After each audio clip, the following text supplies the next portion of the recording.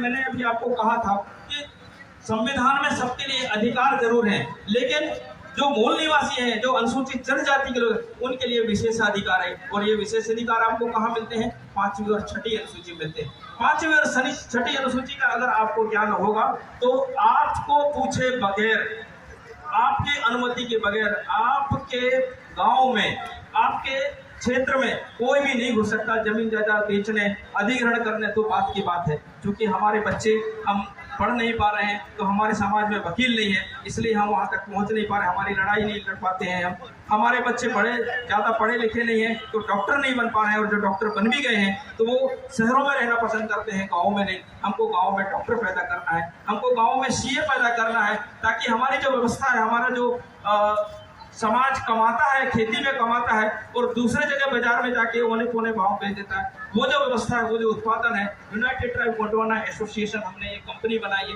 जिसमें हम अपने जो समाज का जितना भी प्रोडक्शन होता है, चाहे वन उपज हो, खेती उपज हो, हम सब वहीं पर उसका प्रोसेस करते हैं और अपने ही लोगों को अपने ही बाजार में टीआरसी के माध्यम से, ट्राइबल रिसोर्सेज सेंटर के माध्यम से हम उसको बेचते हैं। ऐसा हम सब कर सकते हैं। तो ये जो अभी बता रहे थे कि यहाँ एक उठा के भगा रहे हैं, इधर उधर हमारे लोगों को डाइवर्ट कर रहे हैं, अगर हम इसी तरह से डाइवर्टेड रहेंगे तो हमारी जो इंसानियत है, हमारी जो आदिवासियत है, हमारी जो मूल निवासियत है, हमारी जो यहाँ पर वसीयतनामा है, वो सब कहाँ जाएगा? कैसे बचाओगे?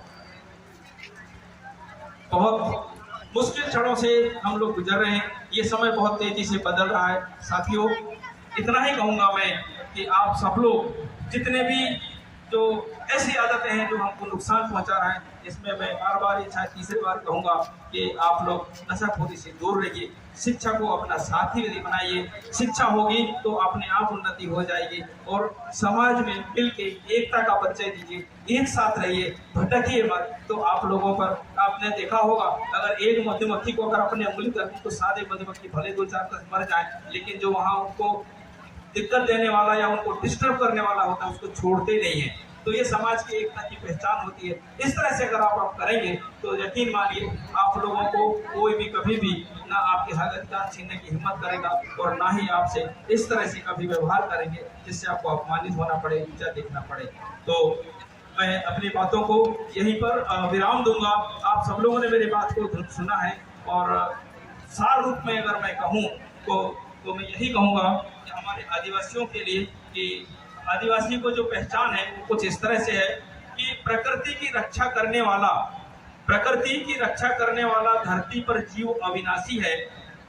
शुक्र मनाता है